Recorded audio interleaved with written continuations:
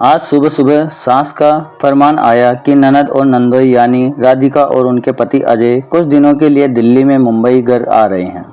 सुनते ही अनन्या का दिल थक से बैठ गया। गर्मी का मौसम, ऊपर से मेहमानों की खातिरदारी का बोझ। अनन्या सुबह जल्दी उठकर किचन में जुट गई। अभी तो उसकी शादी को मुश्किल से 6 महीने हुए थे और उसने अपने नंदोई अजय के बारे में पहले ही बहुत कुछ सुन रखा था। सास और ननद राधिका ने बताया था कि अजय को साफ सफाई बहुत पसंद है, खाने के शौकीन हैं और हर चीज़ में वैरायटी चाहिए। अनन्या ने सुना था कि अजय बड़े गुणी हैं, लेकिन उनके नखरे भी कम नहीं। मेहमानों की आने की खबर सुनते ही अनन्या की खुशी डर में बदल गई। अनन्या ने एक पांव पर खड़े होकर सारा इंतजाम किया। नाश्ते से लेकर दोपहर के खाने तक की पूरी तैयारी कर डाली। जैसे ही राधिका और अजय घर पहुंचे, अनन्या ने चाय और नाश्ता परोसा। राधिका रसोई में आई और तपाक से बोली, अरे बस सूखा नाश्ता, कुछ गर्म नहीं बनाया? अजय को गर्म गर्म खाना पसंद है। अनन्या ने घड़ी देखी। दोपहर के 12:30 बज रहे थे और 1 घंटे बाद खाने का समय था। उसने खाने की पूरी तैयारी पहले ही कर रखी थी। उसने पनीर की सब्जी, दाल, चावल, रोटी, अचार, चटनी और मिठाई तक बनाई थी। खाना परोसते वक्त उसका चेहरा खुशी से चमक रहा था। लेकिन तभी राधिका की आवाज़ आई, ये वाली सब्जी इस तरह की ग्रेवी में नहीं बनाते, इसका तो स्वाद ही बदल गया। अजय ने भी चखते हुए कहा, हम ये दाल में मसाला थोड़ा कम है। हर डिश पर कुछ ना कुछ कमेंट आ रहा था। अनन्या का मन खट्टा हो गया। वह मन ही मन सोचने लगी, हर घर में एक ही सब्जी अलग अलग तरीके से बनती है। होटल में, शादी में तो ये लोग चुपचाप खाते हैं, फिर ससुराल में इतने नखरे क्यों?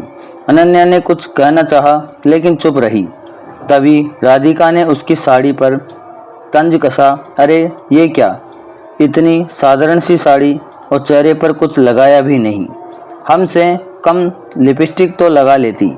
अनन्या ने हल्के से जवाब दिया, दीदी इतनी गर्मी में और किचन में काम करते वक्त कॉटन साड़ी ही ठीक रहती है। मेकअप करूं तो पसीने में बह जाएगा।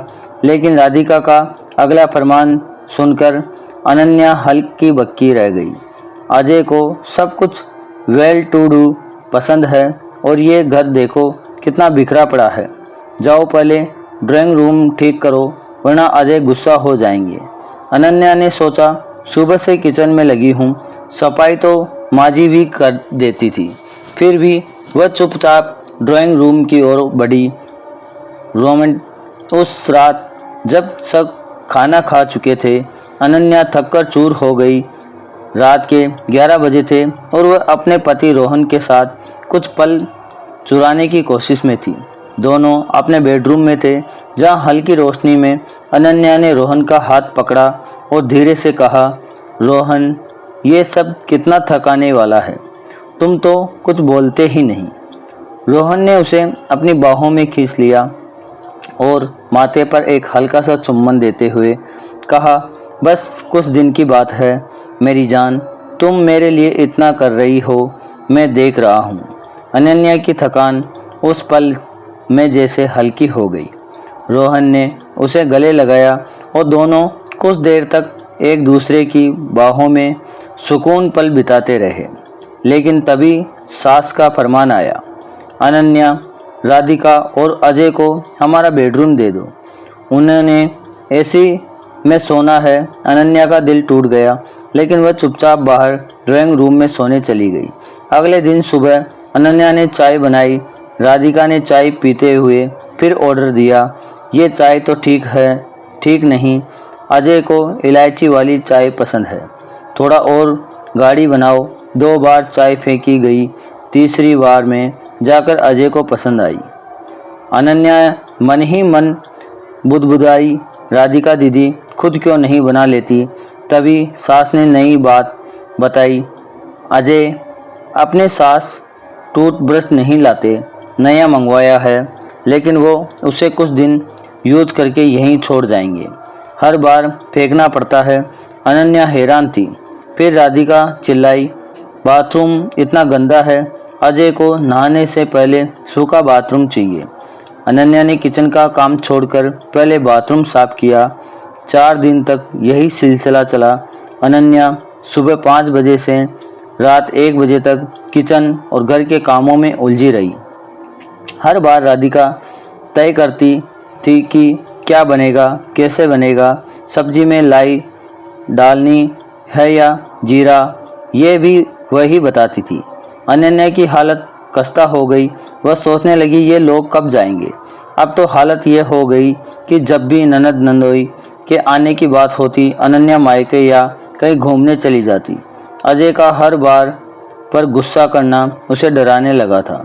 उनके रिश्ते में सम्मान की जगह डर ने जगह ले ली। दोस्तों, जिस तरह बहू ससुराल में एडजस्ट करती है, उसी तरह ननद नंदोई को भी मेहमान बनकर थोड़ा समायोजन करना चाहिए। ननद को अपनी खातिरदारी के लिए दबाव नहीं डालना चाहिए। मेहमानों के आने की खुशी होनी चाहिए, न कि खौफ। सास को भी चाहिए कि वह बेटी और जवाई के साथ साथ बहू की भी तकलीफ समझे। हर रिश्ते की एक मर्यादा होती है और उसे बनाए रखना ज़रूरी है। तो आपको ये कहानी कैसी लगी कमेंट में ज़रूर बताएं। और ये कहानी साझा करने के लिए किसी ने बोली थी, तो मैंने ये आपके लिए कहानी बनाई है। तो प्लीज़ सब्सक्राइब करना ना भूलें। और इससे भी अच्छी अच्छी कहानियाँ लाता रहूँगा।